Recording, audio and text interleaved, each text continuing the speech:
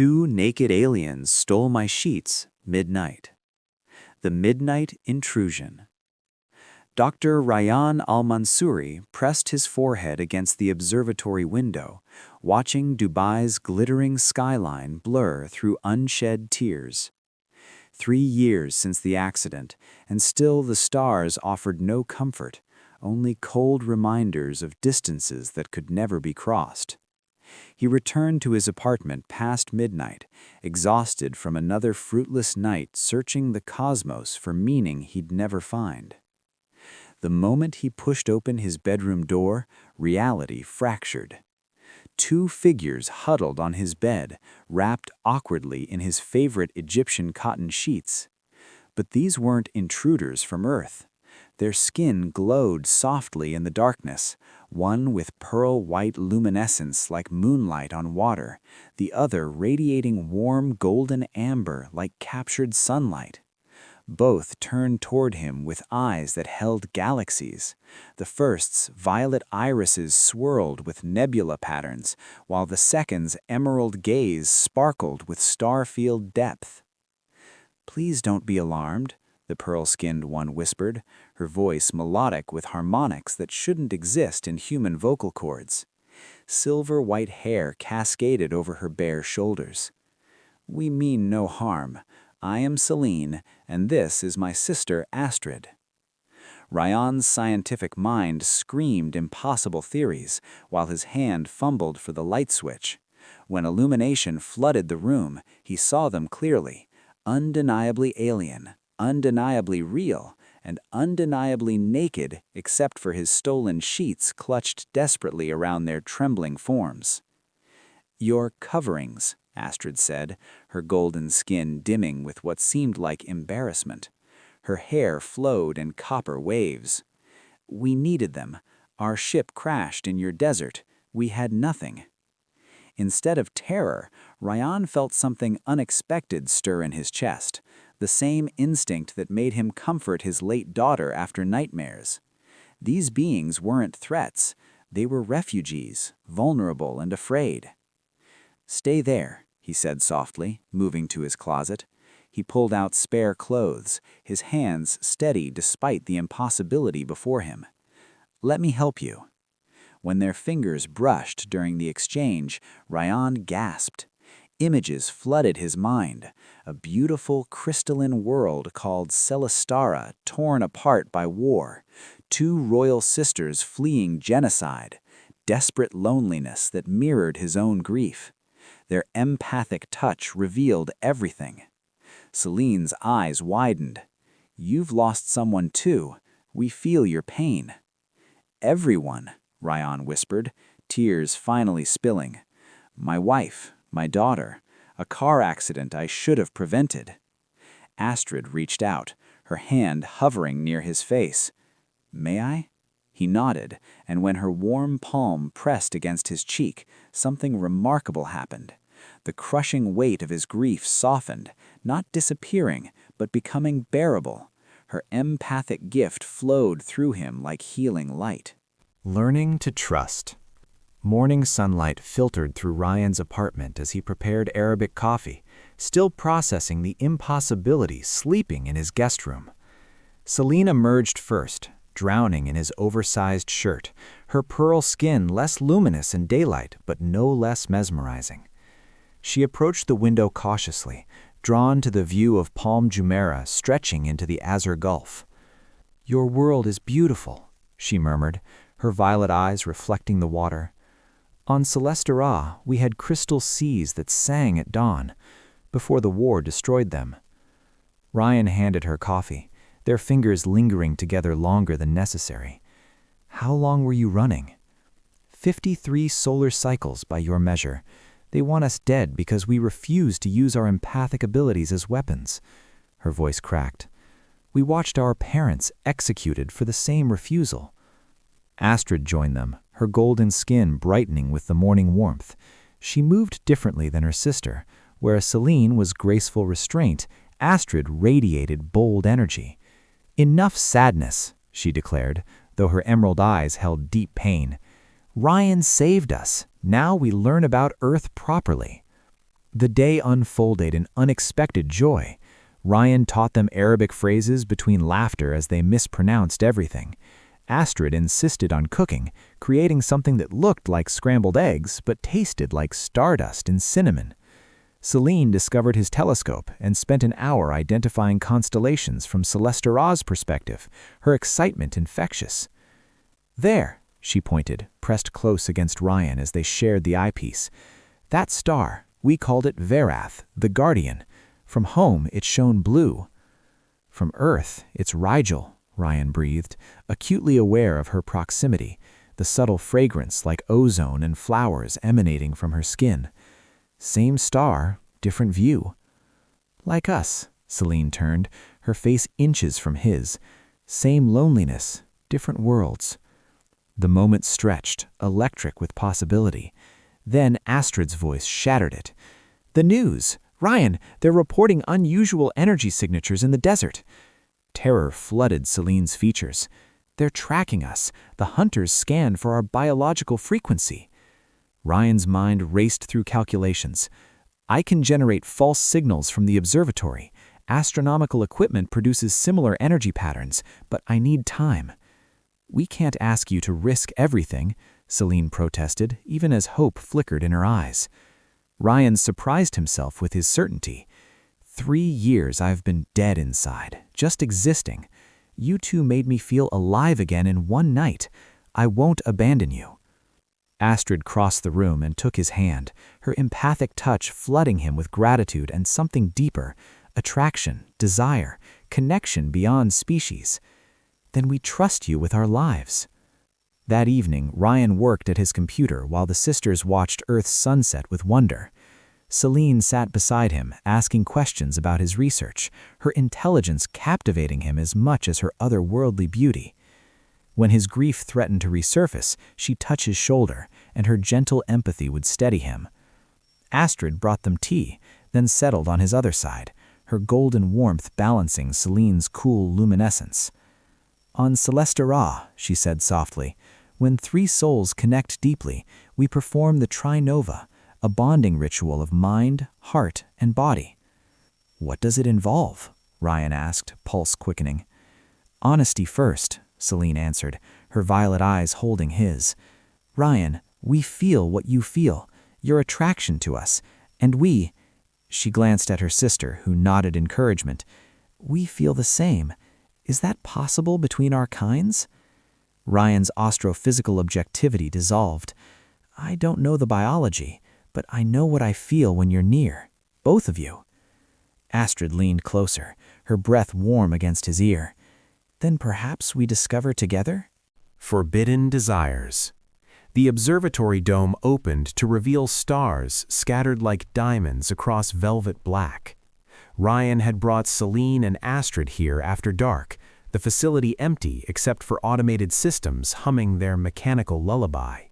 He needed to calibrate equipment for the false signals, but that wasn't why his hands trembled. Celine stood beneath the telescope, tilting her face toward the cosmos.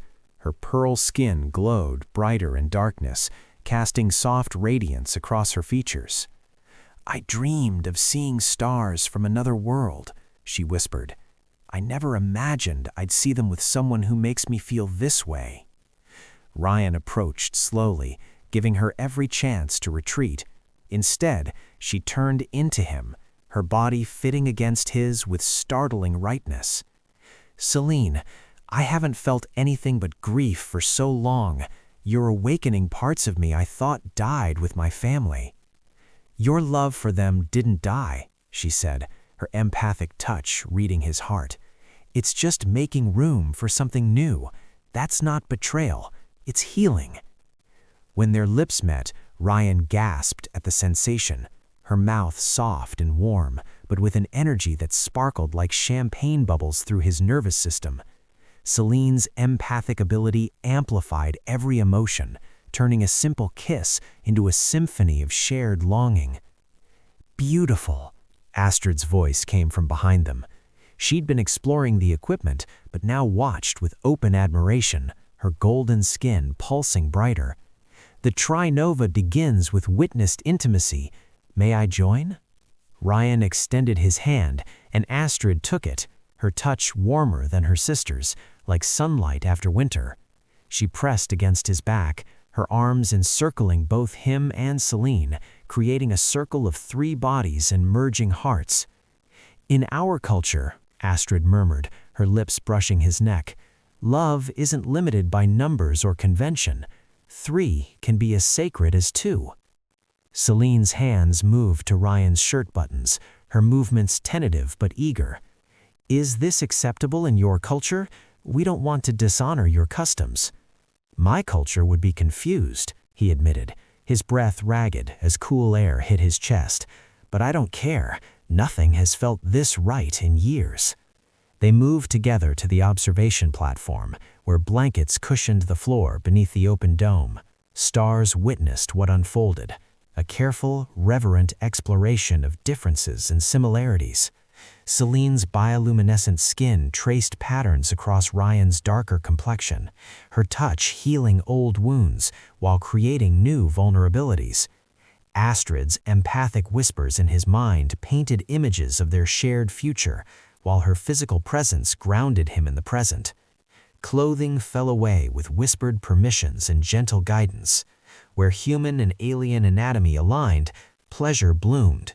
Where differences existed, curiosity and care bridged the gaps.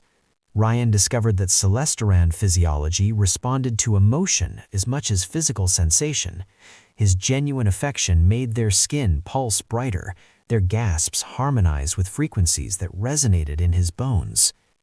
"You're so beautiful," he breathed against Celine's collarbone, tasting starlight on her skin. "So are you," Astrid answered from beside them, her hand tracing constellations down his spine. "Your human passion is intoxicating." They moved in slow synchronization, 3 bodies learning each other's rhythms. Celine above him, violet eyes locked with his as she rocked slowly, her silver hair curtaining them in intimate privacy. Astrid beside them, her golden warmth pressed along his side, her lips exploring his shoulder while her hand intertwined with her sister's. When climax approached, their empathic connection exploded. Ryan felt not just his own pleasure, but theirs, tripled and reflected back in an infinite loop of sensation. Their combined release created visible energy, a protective shield of golden and violet light that surrounded them like a newborn star. In the aftermath, they lay tangled together, heartbeats gradually synchronizing. Celine traced Ryan's jawline with wonder. "I've never felt anything like that. Human emotions are so vivid, so intense." "Celesteran connection is deeper than anything I imagined," Ryan countered, kissing her palm. "You two make me feel complete." Astrid propped herself on an elbow, her emerald eyes serious. "The Tri-Nova is traditionally permanent. Once bonded, we're linked across any distance. Is that something you want, Ryan? Because we do." He looked between them, 2 impossible, magnificent beings who'd crashed into his life and shattered his loneliness. "Yes, whatever comes, we face it together." They sealed the bond with intertwined hands and whispered vows beneath the stars, unaware that those same stars were being watched by hunters closing in on Earth's orbit. The hunters arrived. The alarm pierced through Ryan's apartment at dawn, his phone screaming emergency notifications. He untangled himself from Celine and Astrid's sleeping embrace. Both sisters' skin dimmed to soft glows in their peaceful rest. The news headline froze his blood. Unidentified aircraft detected over UAE airspace, military investigating strange energy signatures. "They're here," Celine whispered, suddenly awake, her violet eyes wide with terror. "The Celesteran Enforcer Fleet. They found us." Astrid bolted upright, her golden skin flickering erratically with fear. "How long do we have?" Ryan pulled up satellite tracking data on his laptop, his astrophysicist's training kicking into overdrive. Their ship is holding position above the stratosphere. They're scanning, maybe 6 hours before they pinpoint this location.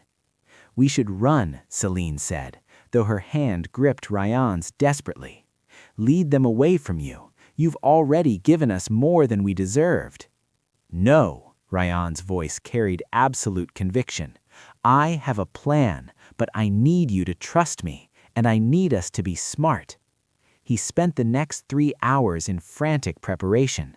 At the observatory, he reprogrammed every telescope and sensor array to emit pulses matching celestar and biological frequencies. He scattered the signals across 12 locations throughout Dubai and Abu Dhabi, creating a shell game of false targets. Back at the apartment, he found the sisters preparing for the worst. Celine had fashioned makeshift weapons from kitchen implements, her usually gentle demeanor replaced by warrior determination. Astrid meditated, building her empathic defenses into shields that shimmered visibly around her body. "There's something you should know," Astrid said, as Ryan returned. "The bond we formed last night, it's not just emotional. Our life forces are linked now. If they kill us, the feedback could destroy your mind." Ryan absorbed this, then smiled grimly. "Then we make sure nobody dies today. Get dressed. We're going to the Burj Khalifa rooftop. Public, visible, and the highest point in the city." "That's insane," Celine protested. "We'll be exposed." "Exactly. They won't risk an open attack where witnesses could document alien contact. It violates their prime directive of secrecy. We force a confrontation on our terms." The sunset painted Dubai in amber and crimson as they reached the observation deck.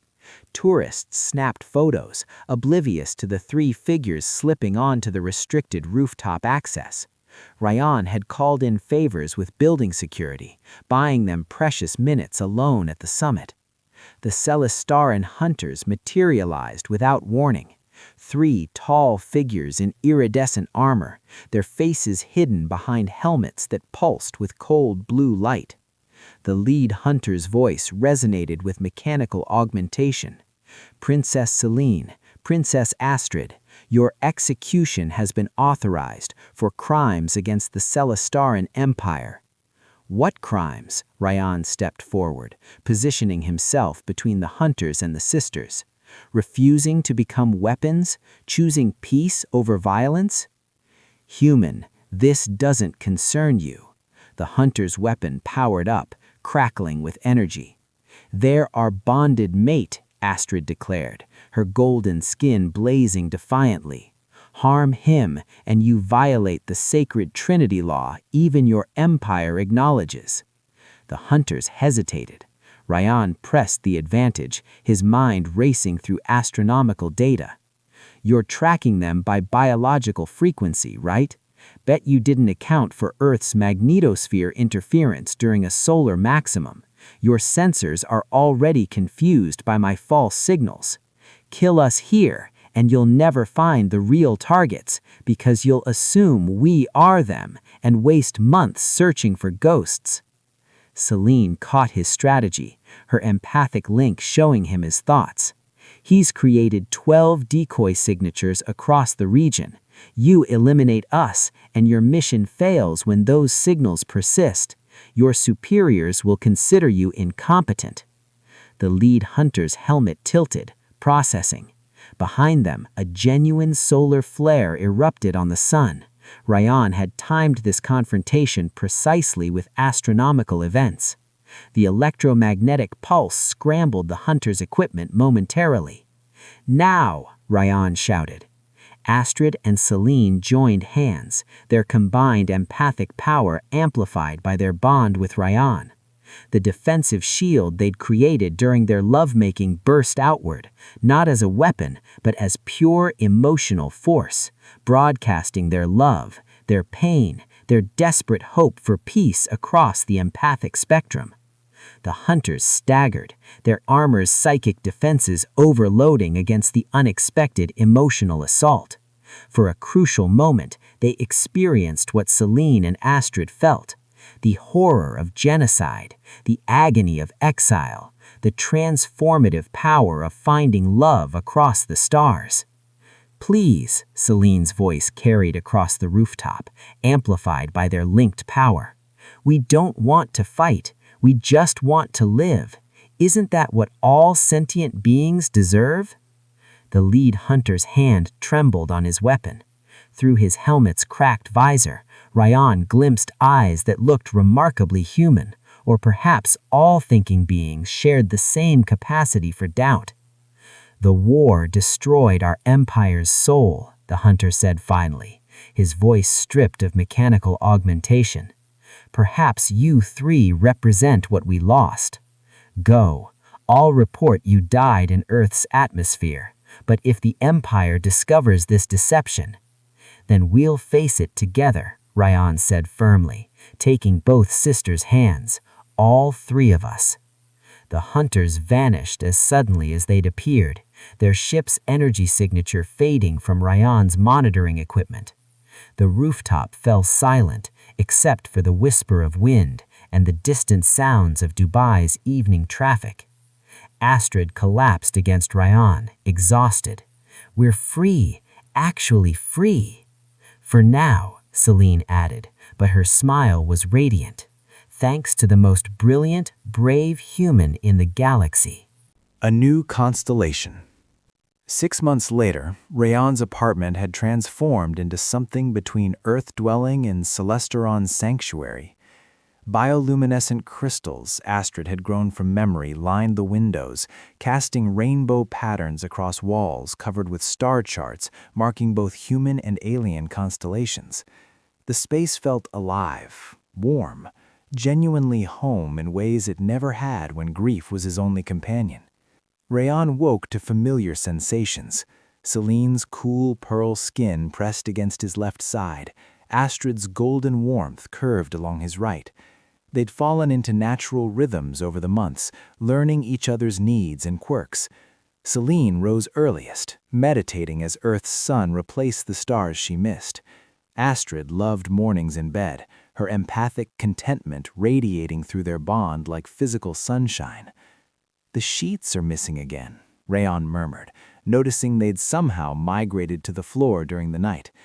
Astrid's laugh rippled through his mind before reaching his ears.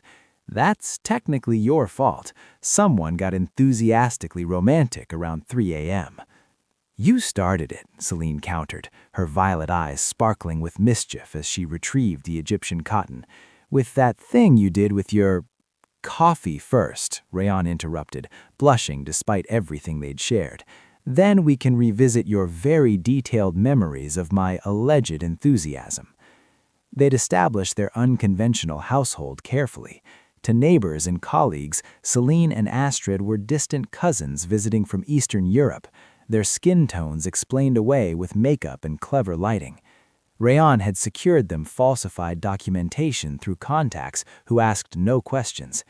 The sisters took online courses in human culture, devouring knowledge with the same passion they brought to everything. At the observatory, Rayon's research had taken unexpected directions. Celesteron physics opened possibilities human science hadn't imagined. His recent paper on exotic energy signatures, carefully obscuring their true source, had earned international attention. Celine collaborated as his research assistant, her insights invaluable. Astrid worked remotely as a therapist, her empathic abilities helping human patients heal trauma through carefully filtered sessions. They'd built a life, fragile but real. Tonight was special. Rayan had planned a private celebration on the observatory rooftop, their sacred space where intimacy and stargazing merged. He prepared a telescope focused on Celesteron's star system, though the planet itself was too distant to resolve. "Close your eyes," he instructed the sisters as they arrived at sunset. When they opened them, they gasped. Rayan had positioned the telescope toward a newly discovered asteroid he'd claimed naming rights to through his research connections. Meet Asteroid 2025 SAR, officially registered this morning. SAR, Celine, Astrid, Rayan. Tears flowed down Celine's luminescent cheeks. "You named a celestial body after us?" It'll orbit this solar system for millions of years, Rayan said softly. Long after we're gone, a piece of us remains among the stars, together, forever. Astrid pulled him into a fierce embrace, her empathic joy nearly overwhelming in its intensity. I love you. We both love you so completely. I love you both, Rayan replied, meaning it with every atom of his being. You healed wounds I thought were permanent. You gave me family again. Celine joined their embrace, the three forming their familiar circle. We should do the Trinova renewal ceremony, Celine suggested, under our asteroid, under our stars. What followed was both sacred ritual and passionate celebration. They'd performed the Trinova several times since that first night, each iteration deepening their bond. Celesteron ceremonies involved specific movements, shared meditations, and physical expressions of connection that transcended simple intimacy. They undressed slowly, reverently, three bodies illuminated by bioluminescent glow and starlight. Celine traced the traditional patterns on Rayan's chest, spirals representing eternal cycles, dots marking constellation points they'd visited in dreams.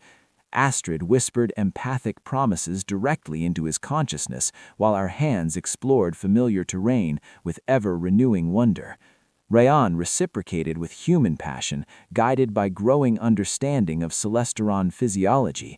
He'd learned where to touch Celine to make her skin pulse like northern lights, how to kiss Astrid until her golden radiance brightened to almost painful beauty. Their lovemaking had evolved beyond physical mechanics into something approaching spiritual communion. They moved together on blankets spread beneath the telescope, three bodies finding perfect synchronization. Celine above him, riding slowly while maintaining eye contact that transmitted volumes without words. Astrid beside them, her mouth mapping constellations across his shoulder while her hand joined her sister's rhythm. When positions shifted, Astrid taking her turn while Celine kissed Rayan with desperate tenderness, their bond amplified every sensation. The Trinova ceremony climaxed with all three connected in a triangle of touching, overlapping pleasure. Their combined empathic energy created that familiar protective shield, golden and violet lights swirling around them like a personal aurora. The orgasmic release felt like a supernova, destroying and creating simultaneously. In the aftermath, they lay tangled together, heartbeats synchronized with scientific precision. The sheets had somehow migrated again, twisted around only Astrid's ankle.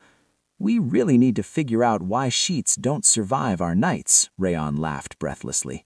Maybe they're jealous, Celine suggested, her violet eyes heavy with satisfied exhaustion. Speaking of which, I'm stealing these tonight. Fair warning, the midnight sheet theft continues as our sacred tradition. Rayan kissed both sisters tenderly. Steal whatever you want. My sheets, my heart, my entire life. It's all yours. Both of yours. Always. As Dubai's lights sparkled below and the asteroid bearing their names orbited silently above, the three lovers held each other beneath the stars. They'd found something rare and precious, love that transcended species, cultures, and conventions when hearts connected with genuine openness and courage to embrace the unfamiliar. Lessons from the stars. Love recognizes no boundaries, whether between worlds, cultures, or conventions, when hearts connect with genuine openness and courage to embrace the unfamiliar. Healing requires vulnerability. True recovery from trauma comes not from isolation, but from allowing others to witness our brokenness and help piece us back together with patience and understanding.